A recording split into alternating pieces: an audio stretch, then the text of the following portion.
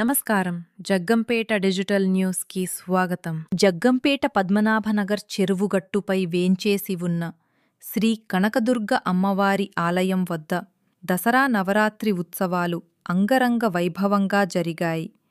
ఈ సందర్భంగా విజయదశమి పురస్కరించుకొని గురువారం రాత్రి అమ్మవారిని ప్రత్యేకంగా అలంకరించి హంసవాహనం ఏర్పాటు చేసి మంచినీటి చెరువులో తెప్పోత్సవం నిర్వహించారు. ఈ కార్యక్రమానికి కాకినాడ జిల్లా టీడీపీ అధ్యక్షులు జ్యోతుల నవీన్ హాజరై అమ్మవారిని దర్శించుకున్నారు. జగ్గంపేట మండల టీడీపీ అధ్యక్షులు జీను మణిబాబు, విజయ దంపతులు పీటలపై కూర్చుని పూజలు నిర్వహించి అమ్మవారిని హంసవాహనంలో విహరింపచేశారు. భక్తులు భారీగా హాజరై తెప్పోత్సవాన్ని తిలకించారు.